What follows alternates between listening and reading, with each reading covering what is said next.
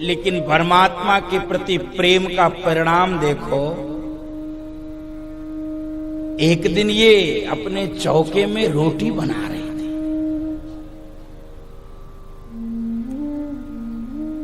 गोविंद की लीला में उनके प्रेम में डूबती चली जा रही है।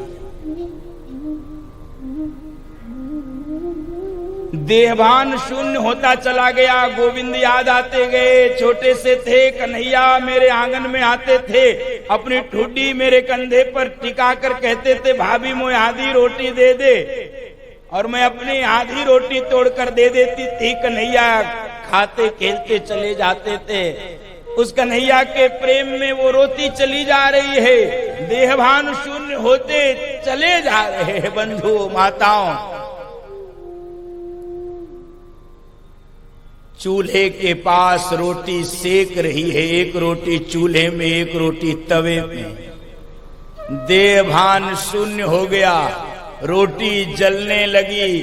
और बंधुओं माताओं, वह जो कन्हैया 4.5 वर्ष का था तब गोपी क्या प्रत्यक्ष आता था। आज गोपी के प्रेम के कारण वो कन्हैया आज उसके हृदय में प्रकट हो गया है। उसको दर्शन देने के लिए गोपी का देह भान शून्य हो गया है। बूढ़ी सास के नाक में जब रोटी जलने की दुर्गंध गई है, दौड़ कर आई है और देखी बहू गिरी हुई है। ओ बहू चोटी पकड़ के हिला रही है, चोटी पकड़ के हिला रही है, उठ जा। अरे अच्छा हुआ चूल्हे में नहीं गिरी, नहीं तो जल जाती। और जब सास ने चोटी पकड़ के हिला दिया है, नेत्र खुल गए, उसके हृदय के भगवान चले गए। रोने लगे, रोने लगे। मैया मैं कुछ नहीं होता, मैं न जलती न मैं मरती, आपने क्यों जगा दिया। मेरे कन्हैया मुझसे दूर हो गए, मेरे कन्हैया मुझसे।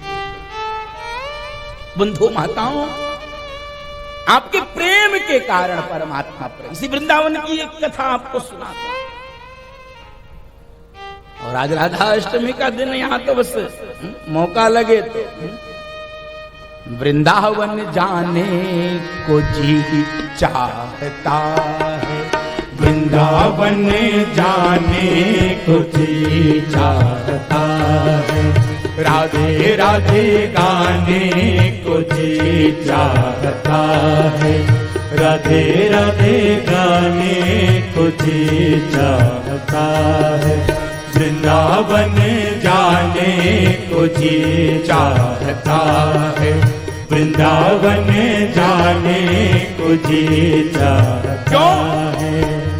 वृंदावन में बाके बिहारी, वृंदावन में बाके बिहारी, बाके बिहारी श्री बाके बिहारी, बाके बिहारी श्री बाके बिहारी, नैना लड़ाने को जी चाहता है, नैना लड़ाने को जी चाहता है, राधे राधे गाने को जी चाहता है, राधे राधे गाने को जी चाहता है। वृंदावन में यमुना महारानी, वृंदावन में यमुना महारानी, यमुना महारानी श्री यमुना महारानी, यमुना महारानी श्री यमुना महारानी, गोता लगाने को जी चाहता है, गोता लगाने को जी चाहता है, वृंदावन जाने को जी चाहता है, वृंदावन जाने को जी चाहता है, राधे राधे गाने को जी चाहता है, राधे राधे गाने को जी चाहता है, राधे राधे गाने को जी चाहता है, राधे राधे गाने को जी चाहता है, राधे राधे गाने को जी चाहता है, राधे राधे गाने को जी चाहता है। उसी वृंदावन का प्रसंग सुन लीजिए, ये सिद्धांत पुष्ट हो जाएगा। भगवान न सगुण है न निर्गुण है, वह भक्त के प्रेम के वशीभूत होते हैं। वृंदावन में एक संत थे रूप गोस्वामी, ठाकुर जी की सेवा करते थे, भजनानंदी संत थे। बस ठाकुर जी उनको दिखते थे, सुबह से शाम ठाकुर जी की सेवा, ठाकुर जी की सेवा उनका नियम था। भोजन के लिए घर में केवल आटा रखते थे, बस दूसरी कोई सामग्री नहीं। बंधु माताओं, केवल आटा। भजन से फुर्सत मिले, शरीर कुछ मांगने लगे, इंद्रियां कुछ मांगने लगे, चौके में जाए, रोटी बनाए, ठाकुर जी को भोग लगाए, स्वयं भी प्रसाद पाते थे। बस यही नियम, दूसरा कोई खाद्य सामग्री चौके में नहीं है।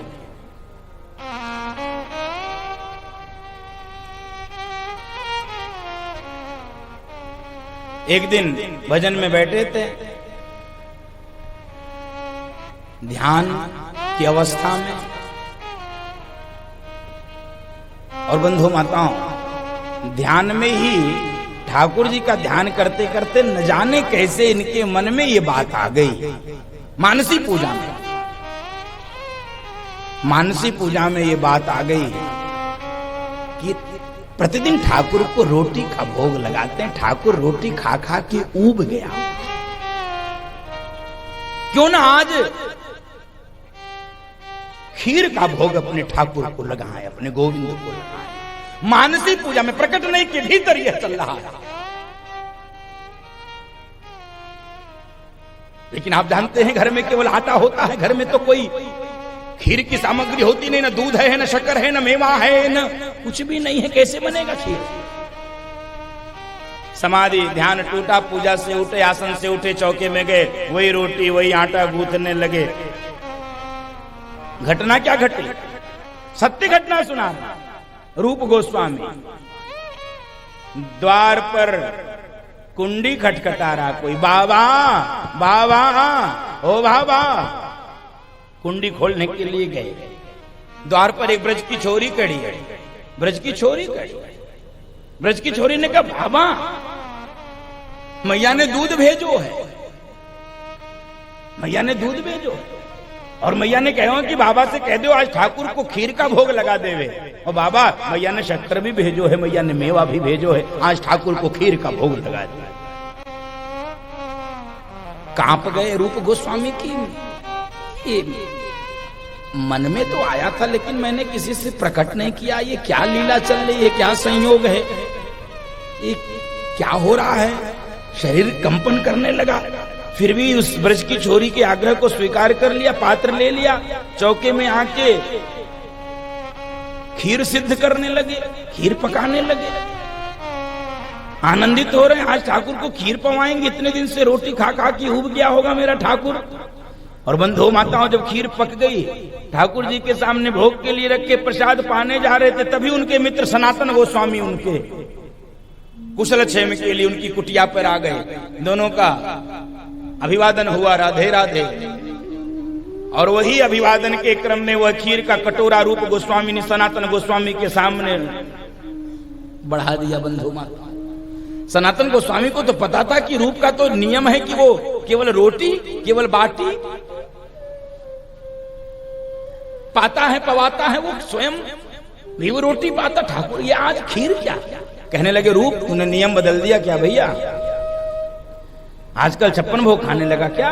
खीर पकवान खाने लगा? नहीं नहीं बाबा, खीर पकवान तो नहीं खाता हूं, नियम तो मेरा वही है। तो आज ये खीर कैसे? रूप गोस्वामी ने घटना सुनाई। बाबा, मानसी पूजा में ध्यान के समय मेरे मन में ये बात आ गई थी कि आज ठाकुर को खीर का भोग लगाते तो कितना अच्छा होता। और आज जब मैं चौके में रोटी बना रहा था, तभी एक ब्रज की छोरी आ गई। उसने कहा कि मैया ने दूध भेजो है, मैया ने शक्कर भेजो है, आज बाबा ठाकुर को खीर का भोग लगाए दो।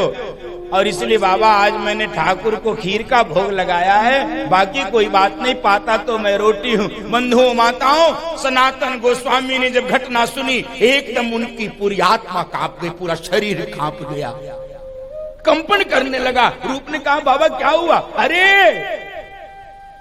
रूप तुझसे बहुत बड़ा अपराध हो गया है। तू कह रहा है कि तेरे मन में बात आई थी, ब्रज की छोरी तेरे लिए दूध देकर गई। अरे तेरे मन में जो इच्छा हुई थी वो कोई ब्रज की छोरी नहीं थी। तेरे मन की इच्छा को पूरी करने के लिए स्वयं राधा रानी तेरे लिए दूध लेकर आई थी। वो कोई ब्रज की छोरी नहीं थी, किशोरी जी आई थी, किशोरी जी आई। कांप गए रूप, मेरे कारण मेरी किशोरी जी को ये कष्ट हुआ। जो उत्तम कोटि का भक्त होता है वो अपने लिए भगवान को कभी परेशान नहीं करता। बहुत रोए है, कठोर नियम अपना लिए कि मेरे द्वारा अपराध हुआ, किशोरी जी को दूध लेकर आना पड़ा। आटा घोलकर महीनों तक पीने लगे, शरीर अस्वस्थ हो गया। सनातन गोस्वामी आए मनाने के लिए, कोई बात नहीं रूप, बस दोबारा कभी ऐसा हम सब अभ्यास करें कि ठाकुर को हम भक्तों के नाते कोई कष्ट न हो। क्या हमारी यह भक्ति की महान परंपरा है बंधुओं माताओं। भक्त के मन की इच्छा पूरी करने के लिए श्री किशोरी जी दौड़ कर, इसलिए हम एक पंक्ति गाते हैं, करुणामयी कृपामयी मेरी दया राधे। सब गाल करुणामयी कृपामयी मेरी दयामयी राधे। करुणामयी करुणामयी कृपामयी कृपामयी मेरी दयामयी राधे। करुणामयी कृपामयी मेरी दयामयी राधे। करुणामयी कृपामयी मेरी दयामयी राधे। मेरी दयामयी राधे।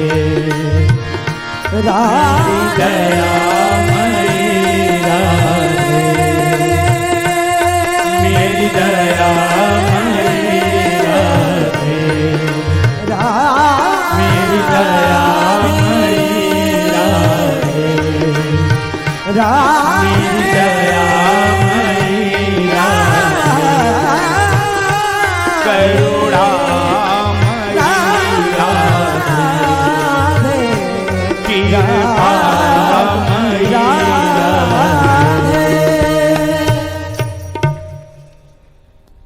भगवान भक्त के प्रेम के वशीभूत होते हैं। भगवान ने कहा, सुनो देवी, इस विषय में बहस करने की आवश्यकता नहीं है।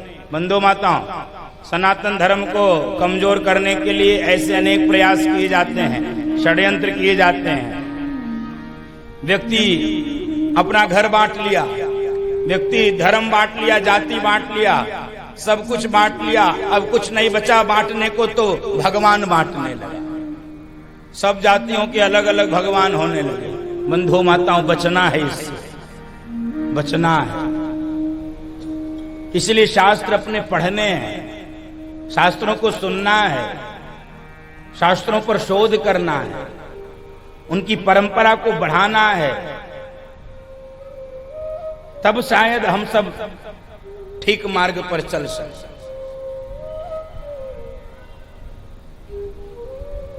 भगवान शंकर ने मैया पार्वती को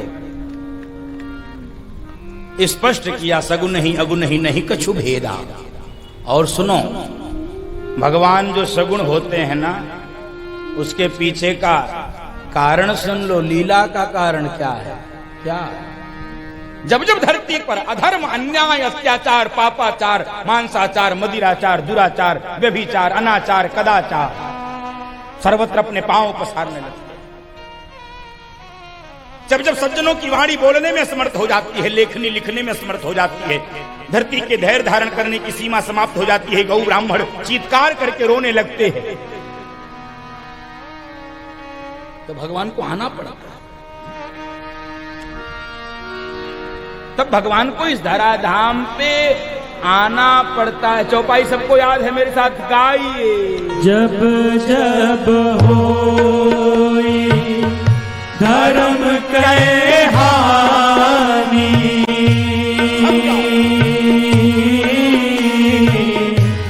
बाढ़ई असुर अधम अभिमानी, राम सिया राम सिया राम जय जय राम, राम सिया राम जय। तब क्या होता है? तब तब प्रभु धरि विविध शरीरा, हरहि कृपा निधि सजन पीरा, राम सिया राम जय जय राम, राम सिया राम जय जय राम। गीता में भगवान ने इसी बात को बोला, यदा यदा ही धर्मस्य ग्लानिर्भवति भारत अभ्युत्थानम अधर्मस्य तदात्मानं सृजाम्यहम्। तब तब प्रभु धरि विविध शरीरा बोल रहे बंधु माताओं। केवल वो जो हम 10 अवतार अथवा 24 अवतार की कथा सुनते, केवल उतनी बार भगवान नहीं आए। भगवान अभी भी आते हैं, हम सबके लिए भी आते हैं। हम उसको केवल संयोग मान लेते हैं, बस।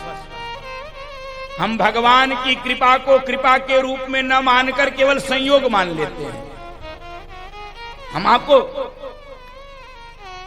स्पष्ट कर रहे हैं, हो सकता है मेरी बुद्धि वहां तक न पहुंच रही हो, मैं उसको कृपा के रूप में देखता हूं। मैं तो साक्षात समझता हूं कोई परमात्मा आया, कोई देव आज स्वयं मेरी सहायता की।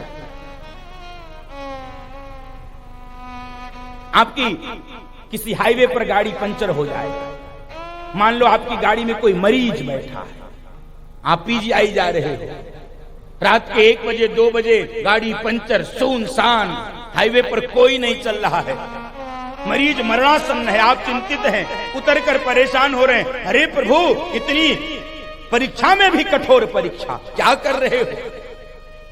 आशा की कोई किरण नहीं है। तभी रात के 2 बजे 2:30 बजे भी एक गाड़ी एकदम से आपके गाड़ी के बगल में ब्रेक मारती हुई रुकती है, आवाज करती है।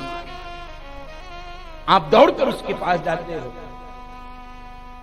उस गाड़ी से व्यक्ति उतरता है, पूछता कोई संकट में है क्या? हाँ, गाड़ी पंचर हो गई है, भीतर मरीज है।